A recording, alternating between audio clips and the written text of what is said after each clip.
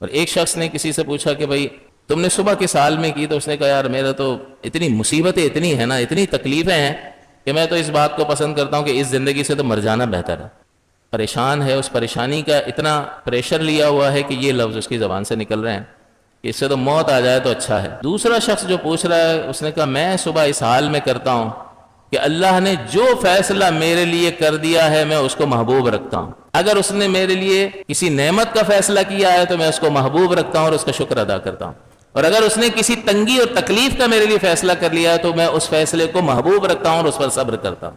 اگر اس نے کسی آزمائش میں بلا میں مبتلا کرنے کا ارادہ کیا ہے تو میں اس کو محبوب رکھتا ہوں۔ بس جو میرا رب میرے لیے فیصلہ فرما دے، وہ ظاہری اعتبار سے مجھے خوش کرنے والا ہو یا ظاہری اعتبار سے میرے لیے کسی تنگی اور تکلیف کا سبب بن رہا ہو، لیکن چونکہ سورس ایک ہی ہے، وہ اللہ ہی کی طرف سے آ رہا ہے، تو میں اسے محبوب رکھتا ہوں۔ میں صبح اس حال میں کرتا ہوں کہ کوئی تکلیف یا تنگی آتی ہے تب بھی میں اسی کے ساتھ اسی کے فیصلے کے حق میں کھڑا رہتا ہوں، اور اگر کوئی نعمت ملتی ہے تب بھی اسی کے فیصلے کے حق میں کھڑا رہتا ہوں۔ فیصلے کے حق میں کھڑا ہونے کا مطلب کیا ہے کہ تکلیف اور تنگی آتی ہے تو میں صبر کرتا ہوں اور اس پر راضی رہتا ہوں۔ تو تکلیف میں رضا اور صبر ضروری ہے۔ تو یہ زندگی، یہ پوری زندگی کس کے لیے بن جائے گی؟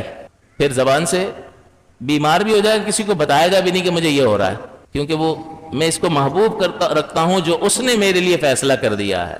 تو بس اب محبوب رکھتا ہے تو پھر شکایت کس بات کی؟ وہ پی جائے گا اس کو، کوئی ٹھوکر لگی، کوئی تکلیف ہوئی، کسی نے گالی بک دی، کسی نے اذیت پہنچائی، تو اس کے ساتھ جو معاملہ کیا اپنے دفاع کے سلسلے میں جائز طریقے سے وہ ٹھیک ہے۔ وَإِنْ عَاقَبْتُمْ فَعَاقِبُوا بِمِثْلِ مَا عُوقِبْتُمْ بِهِ، کہ اگر تم بدلہ لینا چاہتے ہو، کسی نے تمہارے ساتھ ظلم کیا تو اتنی ہی سزا دے سکتے ہو جتنی اس نے تمہیں تکلیف پہنچائی ہے، اور اگر صبر کر لو تو تمہارے لیے بہتر ہے۔ تو بدلہ لے سکتے ہیں لیکن اتنا ہی جتنی تکلیف پہنچائی گئی ہے۔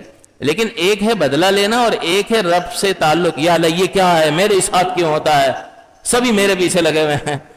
جو اللہ کے فیصلے کو محبوب رکھتا ہے وہ خاموش رہتا ہے، کیونکہ سورس ایک ہی ہے، رب العالمین کی طرف سے سب کچھ آ رہا ہے۔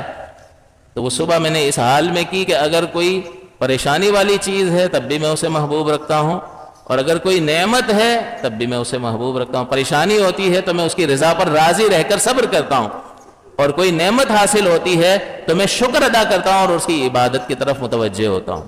پھر وہ نعمت مجھے اللہ سے غافل نہیں کرتی ہے کہ بہت سارا مال آ گیا تو اسی میں لگ گئے اور اللہ ہی کو بھول گئے۔ پہلے نہیں تھا تو 5 وقت کی نماز باجماعت ہو رہی تھی، اب اتنے بزی ہو گئے اپنے کاروبار میں کہ جماعتیں چھوٹنے لگ گئیں، چھوٹنا شروع ہو گئے، تو اس کا مطلب یہ تو پہلے سے نیچے چلا گیا۔